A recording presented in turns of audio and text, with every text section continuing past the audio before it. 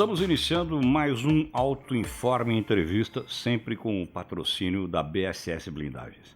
E o nosso entrevistado de hoje é o Marcelo Franciulli, que está na direção da FenaBrave desde 2006. A FenaBrave é a entidade que reúne as associações de concessionárias de todo o Brasil.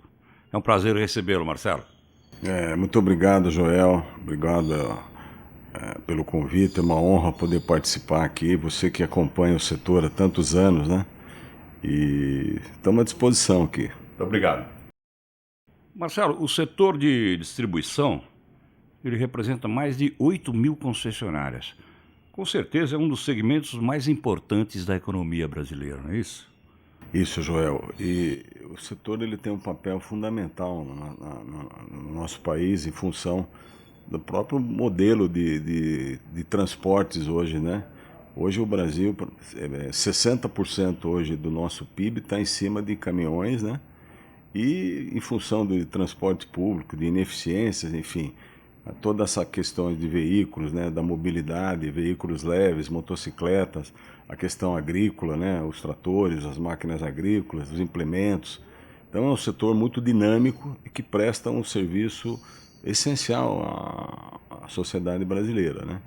Hoje a FenaBrave ela representa 58 associações de marcas dos segmentos de autos, comerciais leves, caminhões, ônibus, implementos rodoviários, motocicletas, tratores e maquinários agrícolas. Você viu, né, que não é só carro de passeio. Muita gente acha fala em veículos, que a concessionária trabalha com carro de passeio. Exatamente. São todos os segmentos de transporte. Agora, a indústria, as montadoras, elas argumentam que elas é que dão um emprego no Brasil. E eu estava olhando aqui, colando aqui nas minhas estatísticas, o setor de distribuição emprega 350 mil pessoas, enquanto a indústria emprega 120 mil. Ele é muito maior do ponto de vista. E até tem uma lógica, né? Porque nós somos prestadores de serviço, né? E nós temos, hoje, esses mais de 8 mil concessionários estão presentes em quase 1.000 municípios, né? Gerando mais de 370 mil empregos diretos, né? E é uma capilaridade muito grande, dadas as dimensões continentais do nosso Brasil. Seria natural mesmo a gente ter muito mais mão de obra, porque a indústria hoje é muito tecnologia, robô, né? Mas o nosso não. O nosso, além da parte de comercialização, tem a prestação de serviço. Você lembrou bem ainda, né? A indústria está circunscrita a uma cidade, a uma região, enquanto que a distribuição está em todos os rincões do Brasil. Sim, e o principal beneficiário disso é o consumidor, né? Que ele tem hoje acesso e a prestação de serviço praticamente no Brasil inteiro, né? Hoje o esquema de distribuição de veículos no Brasil mudou muito, né? Porque eu me lembro, há décadas atrás, você tinha aquela concessionária gigantesca com todos os serviços. Hoje você conta muito com ponto de venda. Isso prejudica, de uma certa forma, a visão do consumidor. Ele chega num ponto de venda que tem meia dúzia de carros, não tem venda de peças, não tem oficina. Isso não pode assustar pouco o consumidor? Não, Joel, pelo contrário. Hoje o modelo é dinâmico, né? Ele constantemente vem sendo atualizado e reinventado. O que acontece hoje é o seguinte: a digitalização hoje o concessionário ele tem muita ferramenta, muita tecnologia no negócio. Porque, principalmente pós-pandemia, né, ou durante a pandemia, o setor que já vinha se aumentando a sua digitalização acelerou brutalmente. Então, o que acontece hoje? Hoje o consumidor ele tem a informação disponível no digital hoje 24 horas por dia. Então, não há mais aquela necessidade de... Hoje você tem filmes e você tem visão 360 graus. Quer dizer, hoje o consumidor ele passa 80% do tempo hoje pesquisando, analisando, entendendo os seus manuais, características técnicas e tal. E ele vai para o concessionário quando ele já está com a opinião formada. É só assinar o contrato, né? Não é nem só assinar, aí é o momento mágico, né? Porque tem a experiência física, né? Isso é difícil de ser substituído. Então isso facilitou muito a vida do consumidor e do próprio concessionário, que ele pode também, em função de instalações em centros, né, em grandes centros principalmente, com dificuldade de logística, enfim. Então hoje dá essa questão do consumidor, quando ele vai ao concessionário hoje, ele praticamente vai fazer a experiência física, né? E não tem muito como enganar o Não. consumidor, né? Não, pelo contrário. Hoje o consumidor, às vezes ele chega na loja, ele sabe mais do que o vendedor. Porque é tanta informação disponível hoje, e isso é um desafio para os profissionais que atuam no ramo, né? Dessa constante atualização, né? Porque hoje a tecnologia acelerou muito os processos. Tem uma marca chinesa que está chegando agora, faz algumas semanas que fez o lançamento, que inaugurou apenas uma concessionária no Brasil e o resto é ponto de venda em shopping center, que é mais restrito ainda. Tem lá um carro, alguma coisa assim só e um vendedor. Você acha que isso vai funcionar então? Então, depende de como vai ser a assistência técnica. Porque quando você compra um veículo, não é só a marca, a tecnologia, a motorização. O veículo pressupõe prestação de serviço. E isso é um desafio para os entrantes, né? Que você tem que ter disponibilidade de peças, você tem que ter oficinas adequadas, porque o veículo roda, né? Ele desgasta, ele pode sofrer avarias. Então, assim, esse modelo muito enxuto, eu tenho minhas dúvidas, olhando aí a experiência dos últimos anos, né? Quer dizer, o pós-venda é o que Pós-venda manda fundamental hoje, né? ainda, entendeu? Talvez seja por isso que essas novas marcas estão apoiadas nos grandes grupos de distribuição. Sim, com certeza. Aquele sujeito que tinha uma concessionária ou duas, o pequeno investidor, o pequeno empresário, ele não tem mais espaço no mercado? Não é que não tem. Existe hoje, isso é um fenômeno mundial. O negócio de concessionário no mundo inteiro está consolidando em grandes grupos. Porém, você tem algumas situações em determinadas regiões que aquele modelo lá de uma ou duas ou três concessionárias funciona muito bem. Mas é uma coisa que hoje vai se tornando mais exceção. E as marcas entrantes, elas querem empresários do ramo, né? Porque não adianta só o capital, tem que ter expertise. A gestão do negócio de concessionária é extremamente complexa. Além disso, é um risco, né? Um pequeno empresário, confiar numa marca que ele não sabe se vai ter e assim, o consumidor hoje, ele está atento a tudo, né? O consumidor hoje, ele pesquisa muito hoje, né? Ele quer saber não só da qualidade do veículo, mas como é o seu pós-venda, né? Porque você vai precisar de assistência em algum momento, né? Você falou que tem dúvida em relação a esse novo projeto de venda em shopping. Muito enxuto, né? Muito enxuto. Teve um caso, a Fiat fez uma experiência numa concessionária no Pacaembu, não é nem concessionária digital, né? Concessionária digital, né? A pessoa ia lá, tinha um modelo de cada marca, um carro de cada modelo, e ela ali operava no próprio local, no computador, e escolhia o carro. Funcionou? Isso não funcionou, né? Isso aí não durou muito, sabe? Porque é aquilo que eu te falei. Hoje a informação ela está muito disseminada, está na palma da mão, a qualquer momento. Porém, a questão da experiência física, de você sentir o veículo. E não é só isso, Joel. A venda de veículos, de uma maneira geral, você tem lá a venda do financiamento, você tem a troca do veículo. Então, ela é complexa, entendeu? Então, eu diria para você que 100% digital é fora da curva, é um percentual extremamente pequeno. Porque o negócio é muito mais complexo, né? Você tem que fazer avaliação, você tem que arrumar o financiamento, receber esse veículo usado. Toda venda de veículo aí, no caso de veículos altos e leves, quase 60% pressupõe troca, entendeu? A venda, você vende um novo, pega um usado, entendeu? Então isso aí dificulta um pouco esse modelo, entendeu? O desempenho atual da distribuição de veículos no Brasil, né, das concessionárias, tem algum gargalo logístico, de estoque, enfim, dificuldades para desovar alguns modelos? Aliás, existe hoje ainda aquela história da compra casada da montadora? Você eu quero vender, quero comprar tanto desse carro, você tem que levar mais desse. Não, Antigamente era muito bravo mas isso. mas muito atrás, né? Onde você tinha poucas marcas e tal. Hoje, o Brasil hoje, Joel, o Brasil hoje é um dos mercados mais concorridos do mundo. Hoje nós temos instalado no Brasil, entre fabricando e importando, mais de 40 marcas, com uma infinidade de modelos. Acho que é um dos países que mais tem. É um dos países que mais tem, praticamente nós temos todas as marcas que tem no mundo, entendeu?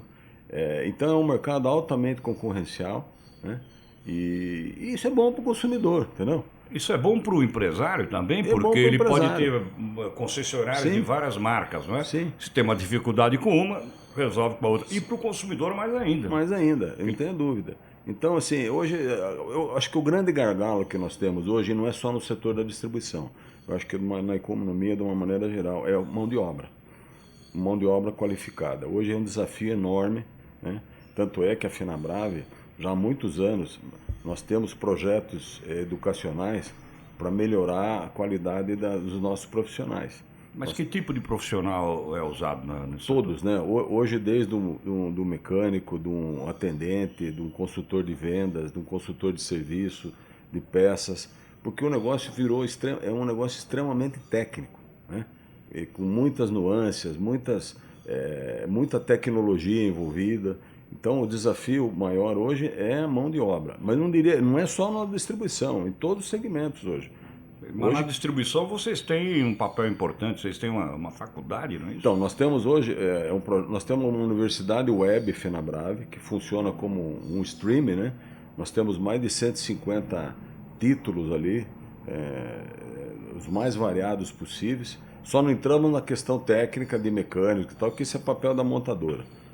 E aliado a isso, Joel, em função da consolidação e o aumento de grupos econômicos, nós desenvolvemos uma parceria com a Fundação Getúlio Vargas, e hoje nós temos um MBA focado na gestão de concessionária. Hoje nós temos mais de 200 alunos cursando esse MBA.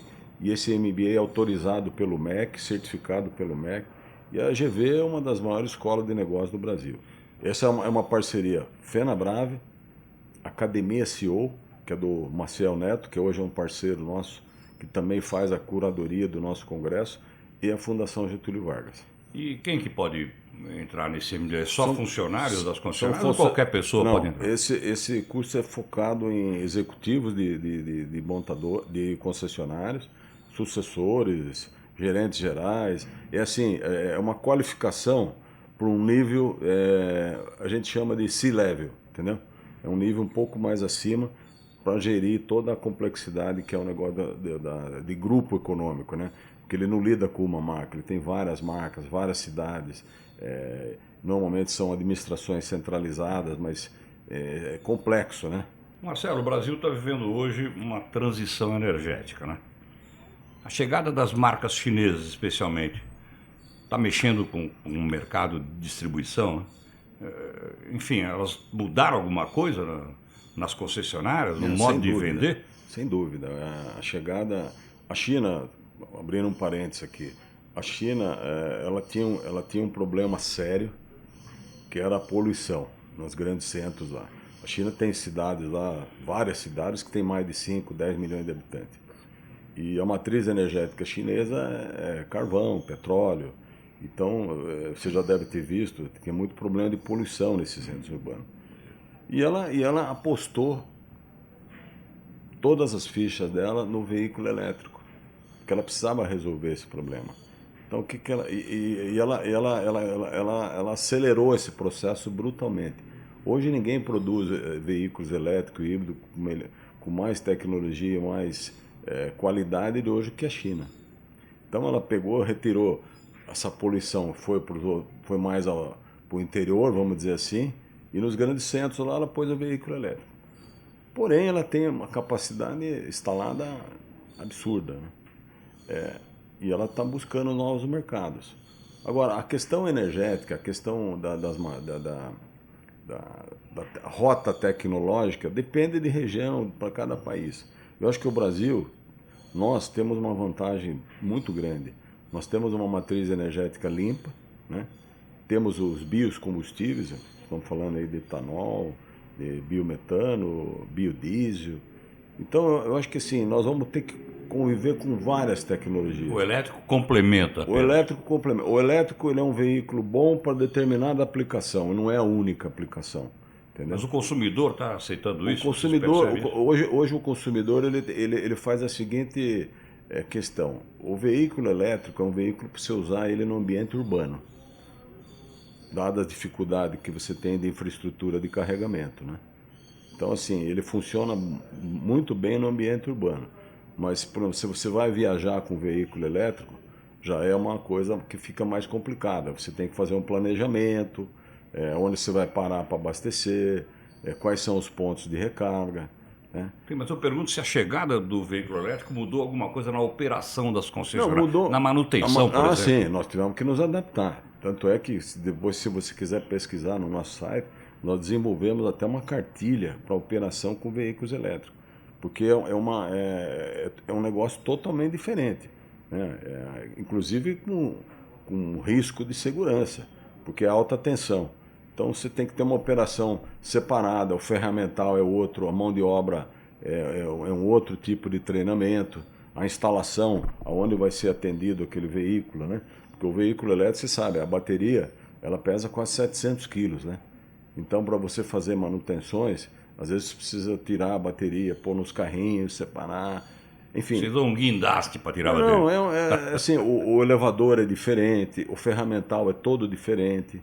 Então, assim, existe um cuidado maior, porque a bateria, essas baterias de lítio, elas são altamente inflamáveis, né? E se uma bateria dessa entra em combustão, o fogo não apaga, né? Ela consome. Então, assim, é um risco que precisa estar muito bem mitigado com equipamento, com segurança. Você acha que as marcas ocidentais, as montadoras Sim. que estão no Brasil, por exemplo, ou mesmo no mundo, elas têm condições de superar esse momento de turbulência, de transição e lutarem de igual para igual com as marcas chinesas? Então, eu acho que assim, elas estão, nos economistas a gente fala, estão atrás da curva ainda, né? Mas estão correndo, porque, falando em termos de Brasil, o veículo ideal nosso é o híbrido, né? O híbrido e, se possível, ainda a etanol, né? E hoje elas estão, todas elas, inclusive as chinesas que estão entrando, também estão, não é só o 100% elétrico, tem os híbridos também. Sim. Porque o consumidor hoje, ele prefere o híbrido, né? E flex, né? E o flex, né? Mas isso é uma coisa que é saudável, todas elas estão correndo atrás disso, né? O consumidor brasileiro está cada vez mais digital e também mais infiel, não é? Aquela fidelidade à marca que existia antigamente, se não acabou, está deteriorando, né? Como é que as concessionárias estão enfrentando essa nova realidade? Você falou bem, hoje o consumidor ele está à busca de novidade, né?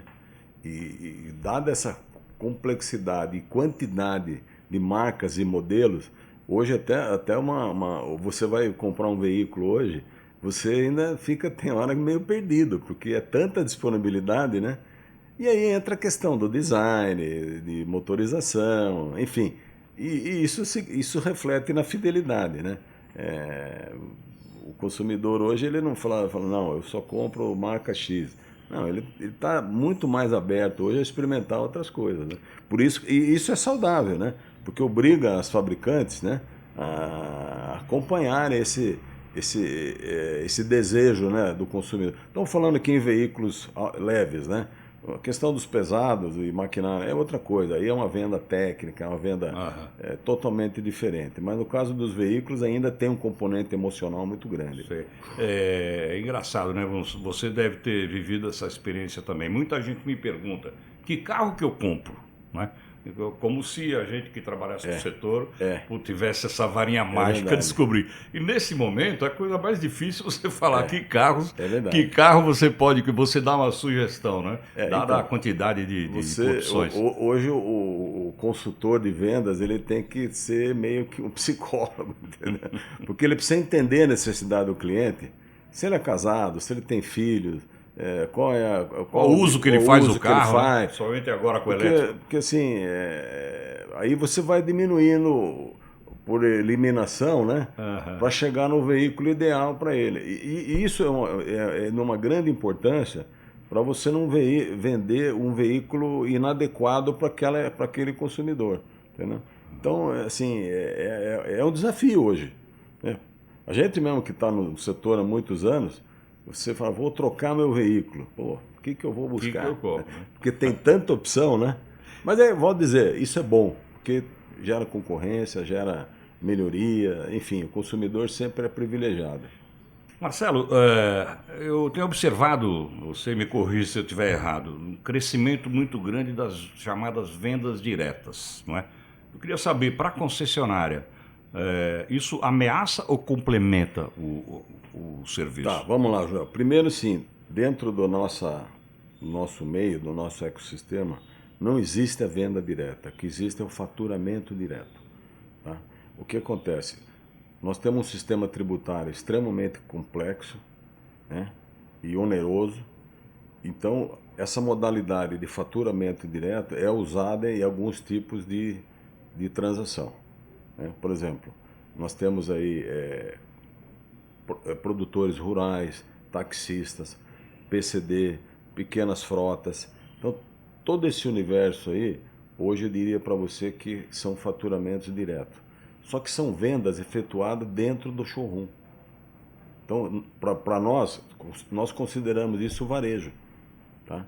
Só que dá um trabalho enorme, você não tem noção de você fazer uma venda para um produtor rural, para um taxista, é uma documentação, enfim. E aí você tem as grandes frotas, onde entram as locadoras, que aí sim seria uma venda direta pura, vamos dizer assim. A venda direta ela custa menos ela é mais barata pelos regimes tributários, entendeu? Só que todas elas passam por um concessionário. Não existe venda hoje que não passa pelo concessionário. Para o concessionário, o ganho é o mesmo? Complemento. Não, é um complemento, porque é volume. Uma coisa é você comprar 2 camisas, outra coisa é você comprar 100. Né? Aí é questão de escala. Lógico, obviamente, a remuneração é menor, enfim, mas é um complemento, entendeu?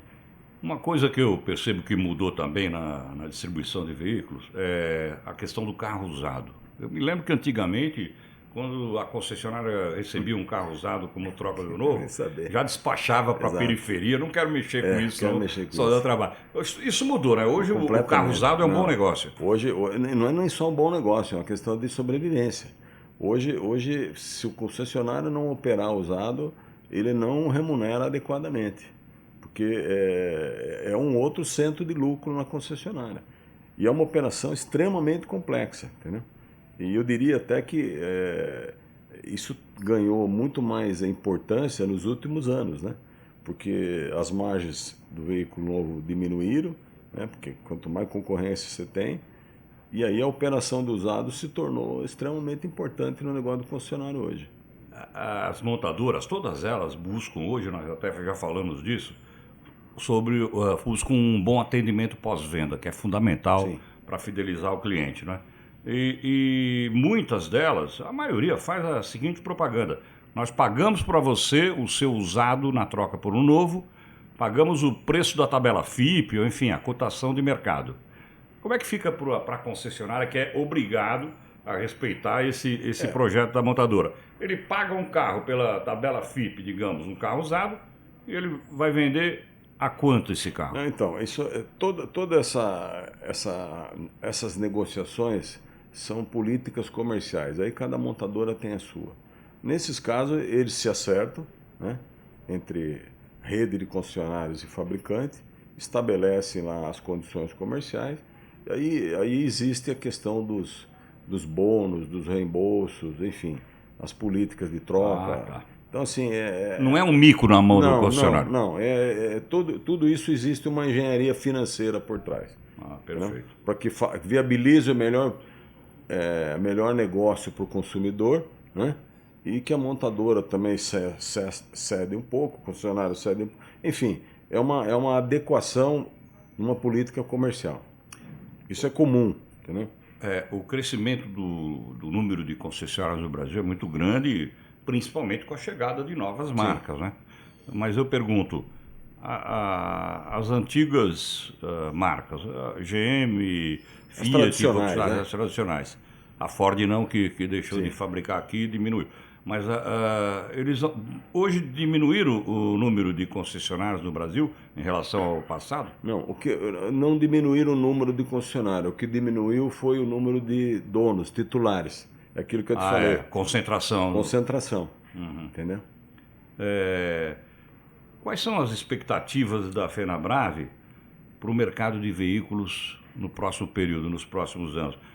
Enfim, a pergunta é, nós vamos voltar a ter 3 milhões e 800 mil veículos, como aconteceu há mais de 10 anos, 2012? 2012, mais ou menos, né? Então, Joel, capacidade nós temos, demanda nós temos. Você sabe, a nossa frota é velha, entendeu? Existe sim demanda reprimida, porém são algumas variáveis que não dependem só do negócio da indústria nem do distribuidor. Tem as variáveis macroeconômicas, que é poder aquisitivo da população, crescimento de PIB, taxa de juros, enfim. Hoje nós vivemos um ambiente ainda bastante complexo, né? Com inflação, juros altos. Isso afeta a velocidade de crescimento do setor. Eu acho que nós temos temos potencial para vender 4 milhões de veículos tranquilamente. Tem inclusive capacidade instalada para isso, de produção. Mas depende de renda, depende de juro, né? Questão de emprego, situações às quais existe ainda muita turbulência na nossa economia, né? Ou seja, você não arrisca dizer quando é que nós vamos chegar nos 4 milhões. Eu diria para você que é muito difícil prever. O que eu diria para você é o seguinte, minha impressão é que nós estamos vivendo mais ou menos um piso, tá? Assim, eu não consigo comprovar isso ainda, mas dada a dimensão da economia brasileira, porque com todos os problemas que nós podemos ter, nós temos um PIB aí de 12 trilhões mais ou menos, né? Então, assim, popularmente, você precisa comer, você precisa se vestir, precisa se locomover. Então existem essas demandas, elas não diminuem, né? Talvez elas posterguem um pouco o outro, mas A necessidade existe. tem uma necessidade, entendeu? Você não vai, você tem que se vestir, você tem que comer, você tem que se locomover até para trabalhar, procurar emprego ou buscar vender alguma coisa, enfim. E isso movimenta o setor de veículos, né? Marcelo, eu queria falar agora sobre o Congresso da FenaBrave, esse importante evento que vocês fazem uma vez por ano, né? No próximo dia 26, também no dia 27 e 28, agora de agosto, a FenaBrave realiza o Congresso e Exposição Anual. O que vocês estão preparando para o Congresso? Primeiro é o seguinte, obrigado pela oportunidade e desde já quero estender aí o convite a todos os jornalistas a participarem do nosso Congresso, né? Nós vamos ter lá no 26, nós temos de manhã, à tarde temos as reuniões das marcas. No 27 e 28 são os dias de congresso especificamente, né? Com uma programação extensa. Temos 6 grandes workshops lá. Quais são os assuntos do workshop? Então, eu vou te falar, nós vamos ter uma grade bastante robusta lá. Nós vamos ter lá, por exemplo, nós vamos ter lá Rubens Ometo, que é um dos maiores empresários aí do setor de energia, o Marcos Troil, que foi o presidente do Banco dos BRICS, ele morou muito tempo na China, vai dar uma visão global de como é que anda as coisas, em função de todo esse rebuliço aí. Vamos ter lá o Sandro Magaldi, não sei se você conhece, o Sandro Magaldi é um grande especialista hoje da área de estratégia, gestão, inovação, né? Vamos ter lá um consultor, Mark Esley, que ele é sócio da Kenner, é uma das maiores consultorias do setor automotivo hoje, falando também essa questão, como é que está o negócio da distribuição no mundo inteiro. Para quem que é esse congresso? Esse congresso é pro concessionário. Pro concessionário. Entendeu? O nosso evento é um evento corporativo focado no concessionário. E esse evento, ele está totalmente engajado no projeto educacional da FenaBrave. Aqui é um momento que, falando um outro palestrante importante, nós vamos ter lá o Marcondes Farias, ele é o diretor do Hub de Inovação da Microsoft, vai estar falando só sobre inteligência artificial no negócio de concessionário. E também tivemos a confirmação, hoje eu já posso divulgar, em função até do compliance do Banco Central, a primeira palestra vai ser do presidente do Banco Central, Gabriel Galípolo. Tá? Opa, no gente dia 27. Importante. Então, assim, falando um pouquinho dessa grade. Essa grade o que é? É de tentar passar o maior número de informações para o concessionário, para ele tomar suas decisões. Né? Como é que está meu negócio? Continuo no negócio? Saio do negócio? Preciso melhorar? Vou crescer? Vou diminuir? Entendeu? A gente quer mostrar o cenário todo que impacta o negócio da distribuição, né? Para que eles comecem a ter uma formação de opinião, com mais conhecimento, para que ele melhore a sua operação, né? E tome as suas decisões empresariais. O grande evento de distribuição do mundo é nos Estados Unidos, na NADA, não é? Isso é o maior do Associação mundo. dos... que a FenaBrave sempre participa. Sim. E participa gente do mundo inteiro. No nosso congresso do Brasil, teremos também Sim. a presença de Sim, teremos o pessoal, concessionários estrangeiros. todo o pessoal da América Latina, os diretores da NADA, vem pessoal da China, da Rússia, da Austrália, enfim, o nosso congresso ele está se internacionalizando. E hoje eu poderia dizer para você que o nosso é o segundo maior congresso da distribuição no mundo hoje. Só ficamos atrás da NADA em função dos números lá, que são muito superlativos. Né? Representantes principalmente dos países sul-americanos podem obter no congresso uma boa informação. Porque o Brasil hoje é uma referência hoje na questão da distribuição, né? Dada essa quantidade de marcas, modelos e a complexidade, né? Vocês vão ter até um painel sobre a evolução do jornalismo automotivo. Isso. Mudou tanto assim, você que está acompanhando há tantos anos? O que Então, mudou no jornalismo automotivo? Então, Joel, na realidade é o seguinte, antigamente, você sabe, você tinha nos veículos de comunicação os jornalistas especialistas na área, né? Hoje, em função de toda essa evolução, tecnologia, blog, site, você não tem mais... São poucos hoje que têm aquela visão específica do setor, né? Normalmente eles cobrem outras áreas. E aí a ideia é provocar essa discussão lá, esse debate, né? Porque eu acho que quanto mais informação, melhor para o consumidor, né? Então a gente quer provocar isso. Então nós vamos ter lá no dia 27, na quarta-feira, às 15h45, na arena, nós temos arenas de conhecimento que funcionam no horário do coffee break ou do almoço. E nós vamos ter lá esse painel, a evolução do jornalismo automotivo. Vamos ter vários debatedores lá, vou citar aqui o Jorge Moraes, a Giovana Riato, Boris Feldman, Marco Stefani, Isadora Carvalho, e a Rita, a nossa assessora de comunicação, vai estar moderando. A Rita. Isso. E eu acho que vai ser uma coisa inédita também, é uma inovação que a gente vai trazer para esse ano. Tá? Como que os interessados podem participar do congresso? Eles podem acessar o nosso portal lá, o Congresso FenaBrave, tem a área de imprensa lá, ele pode se cadastrar lá. Nós vamos ter inclusive uma coletiva de imprensa lá, que vai ser realizada no dia 27 também, às 3h30, né? De 3h30 às 16h30, no stand da FenaBrave. Qual é o site para... É o Congresso FenaBrave. É o 33º Congresso. Congresso e Expo FenaBrave. Marcelo Franciulli, foi um prazer receber você aqui no Auto Informa Entrevista, que tem o apoio e o patrocínio da BSS Blindagem. Muito obrigado pela sua presença. Muito obrigado, Joel. Espero poder colaborar aí no sentido de elucidar algumas questões, algumas dúvidas e aprender um pouco também. Você é um cara bastante experiente, então a gente fica bastante satisfeito de poder participar disso aí. Tá? Muito obrigado. Obrigado.